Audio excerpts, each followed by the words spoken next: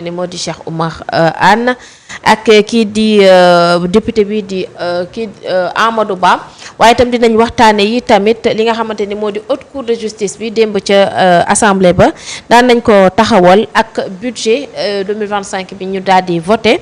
sans débat mu andi woon rek coow ci diggante njiitu assemblée ba ak ki nga xamante ni moo di Abdou Mbow waaye itam duñ ko jeexalee sans ñu rek ñëw ci kaawu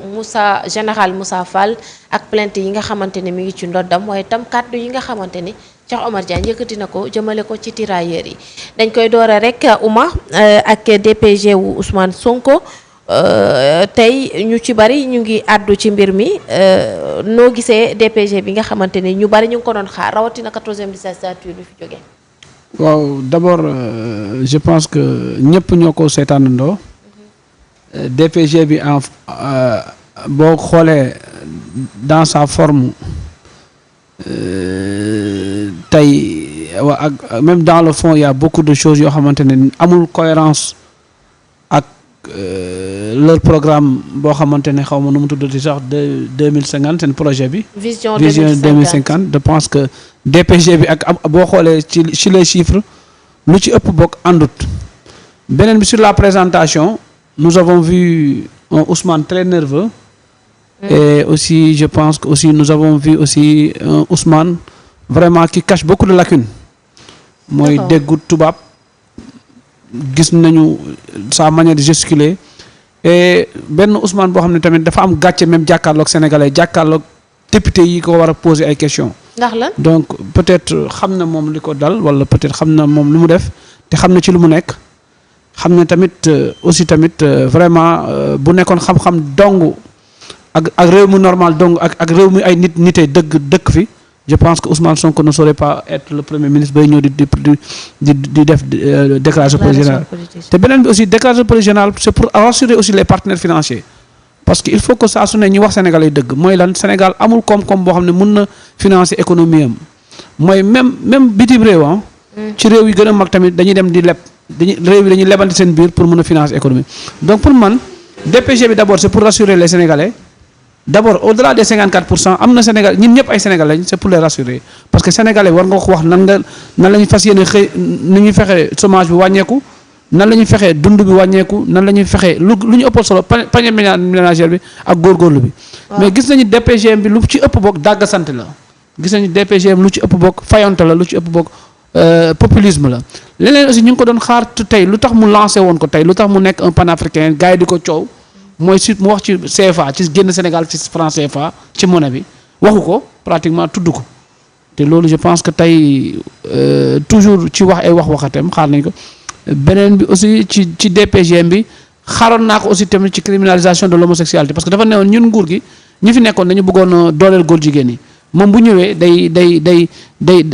day criminaliser homosexualité te tey je pense qu'il avait l'occasion am na 130 députés sur 165 tey amoon occasion aussi proposer loi boobu parce que tamit bokk na ci loi yoo xamante ne moom naxee na ko Sénégalais yi te je pense que daaw législative daaw bokkoon na ci loo xamante ne demoon nañ ko campagne waree ko kilifa diine yëpp tey c'était aussi l'occasion aussi tamit ñu wax ko tamit kilifa ñu liggéey beneen bi j'ai entendu qu'il parle au départ waxul woon abroger la loi sur comment on appelle l'amnistie je pense qu'il avait parlé de partiel parce que moom xam ne lu ci nekk ci loi bi te moom il a négocié pour que ñu def loi bi moo tax Ousmane Sonko il a insisté qu'il y a pas de négociation. il ment bu ko waxee waxul dëgg je pense que il n'osera pas le dire encore et devant certaines personnes il sait ce que la loi et c'est cette loi là il a négocié il a discuté pour que loi boobu am. mais dañu seetlu à chaque fois Oumar ci loi boobu noonu amnistie bi on dirait que ñi nga xamante ni ñoo nekk ci kujje gi ñoom ñooy artu ñoom ñooy menacer naan voilà il faut faire face aux conséquences alors que ñoom ils sont prêts pour daal di abroger li nga xamante ni. xam nga dama ne abroger dafa xam nga il faut que ñu arrêter le discours de populisme mooy lan tey aujourd'hui lorsqu'on abroge cette loi lui en tant que premier ministre il ira en prison Bassirou Diomaye Faye en tant que président de la République ira en prison. comment. mais loi bi moo leen génnee donc bu ñu abrégé loi bi bu loi bi comment on appelle bu ñu delluwaat ci loi bi ñoom ñëpp dañuy dem kaso parce que dañu leen jàppoon yoon moo leen teg loxo c'est cette même justice qui est là et c'est cette même justice qui en a proposé cette loi mooy le ministre à travers le ministre de la justice député yi voté ko ñi daganal ko donc loi boobu bu daganatul rek ñoom ñëpp dañuy nekkaat ay prisonniers donc pour moi dama jàpp ne bu ñu man je suis contre cette loi hein. Man je suis pour qu'on l'abroge. Ouais. Mais lorsqu'on l'abroge il faut que ça soit du sérieux ça ne sera pas du parce que ça veut dire que kii mu ngi ci nguur gi tey fayantoo lay doon wala kii yeeg parce que criminel c'est qui est criminel qui sont les responsables la responsabilité d'abord le premier responsable de ceux qui sont morts c'est Ousmane Sonko c'est lui qui a appelé moo woote mortal combat moo woote gone génn ci mbedd bi moo woote et je pense que tey ñi ñu bëgg a teg responsabilité mooy ceux qui ont sauvé l'État mooy tey que ce soit le général Moussa Fall que ce soit le général Bokar Yade que le directeur Bokar Yade que ce soit le général Kandé pour moi c'est des zéros même le président de la République sortant ce sont des zéros parce que aujourd'hui ils ont protégé la République et s'ils ne l'avaient pas bu ñu protéger la République je pense que tey ñoom du ñu toog nekk premier ministre du ñu toog fekk fi état du ñu toog fekk fi assemblée nationale bu yanj. léegi suñu 83 personnes yi suñu 83 jeunes yi nga xamante ne ñàkk nañ seen bakkan nag. mais parce que à chaque fois bu yenn yi amee le premier responsable bi c'est l'état quand même. xam nga dama ne fii.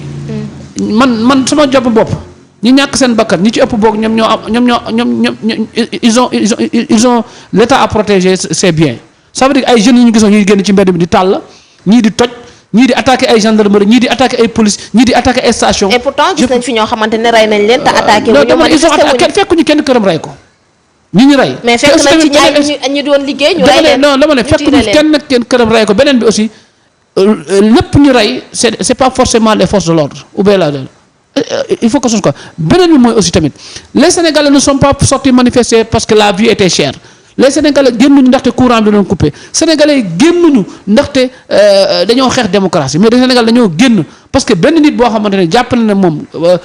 bànneexu bakkanam dafa am fu mu ko yóbbuwoon ba bànneexu bakkanam boobu mu am fa ay jafe-jafe mu recruter ay mercenaires recruter ay bandits recruter ay délinquants ñu génn ci mbedd mi faire face à l'État. Pour yow ñu doon génn ay bandits ay délinquants lañ. je les considère pas comme des détenus je les considère comme des bandits qui ont été et que la loi a fait que les forces de l'ordre ont sauvé cette République. Maintenant s'ils veulent faire maintenant comme maintenant ñoom ñoo ñëw au pouvoir d'accord na que ñoom dañoo bëgg a nekk ñoom ñooy les héros léegi ñi doon sauver la République ñoom ñooy les héros pour man s'ils parlent d'abroger cette loi je pense que nañ ko abroger mais moom na préparer ay bagages am dellu kaso Bassirou Diomaye Faye préparer ay bagages am dellu kaso ay Fadilou Keïta préparer ay bagages am dellu kaso le président de l'Assemblée nationale préparer ay bagages dellu kaso ñoom ñëpp ku nekk nga dellu fa nga nekkoon ñu jël réew mi ñu dénk ko. Par exemple l'armée. Le président de l'Assemblée n'était pas en il était si il avait kii la amoon dañ ko amoon na bracelet électronique. Ouais, mais non il a bénéficié de cette loi lu may wax dafa leer léegi nag ñu jël réew mi ñu dénk ko benn militaire wala ñu dénk ko keneen léegi nag ñu jël justice bàyyi ko justice bi jugé.